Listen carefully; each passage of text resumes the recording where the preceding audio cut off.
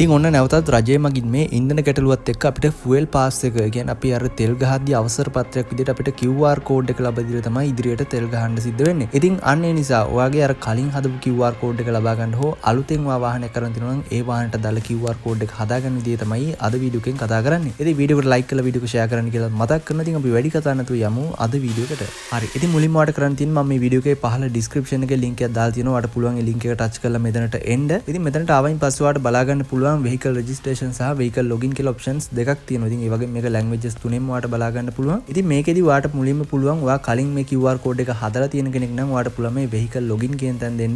ඉතින් ඔයා අලුතෙන් වාහනයක් register කරනවා නම් කියන්නේ මේ QR code එක අලුතෙන්ම හදන කෙනෙක් නම් ඔයාලට පුළුවන් vehicle registration කියන එක touch කරගන්න. ඉතින් ඊට පස්සේ ඔයාලට පුළුවන් මේ විදියට ඔයාගේ personal details මෙතෙන්ට ඇතුළත් කරගන්න. NIC number එක සහ phone number එකක් ඒ වගේ මේ phone number එකට එන verification code එක ඔයාගේ first name last name address එක දීලා ඔයාලට පුළුවන් next කරගන්න.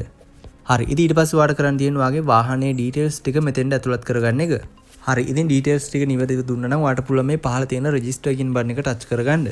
හරි. ඉතින් ඊට පස්සේ ඔයා කලින් මේක register වෙලා තියෙනවා නම් ඔයාලට පුළුවන් මේ login කියන තැන touch කරලා මෙන්න මේ විදිහට ඔයා කලින් register වෙලා තිබ්බ ඔයාගේ phone number එක මෙතනට ඇතුළත් කරගන්න. හරි. ඉතින් මේ විදිහට OTP එක දීලා ඔයාලට පුළුවන් මේ විදිහට ඔයාගේ QR code එක මෙතනින් download කරගන්න. ඉතින් මේකේ ඔයාලට බලා ගන්න පුළුවන් අපිට ලීටර් 5ක් තමයි මේ QR code එකත් එක්ක හම්බෙන්නේ. ඉතින් මේ විදිහට ඔයාලට පුළුවන් මේ download QR කෙනෙක් දීලා ඔයාගේ QR එක ඔයාගේ phone එකට save කරගන්න. හරි. ඉතින් මෙන්න මේක ගැන ඔයාලා දැනුවත් කරන්න තමයි අද වීඩියෝ එක අරන් ආවේ. වීඩියෝ එක වටිනවා කියලා හිතනවා නම් like එකක් දාන්න කියලා මතක් කරනවා. ඉතින් තවත් අලුත් වීඩියෝ එකකින් හමු වෙමු. එතකන් හැමෝටම සුබ දවසක්.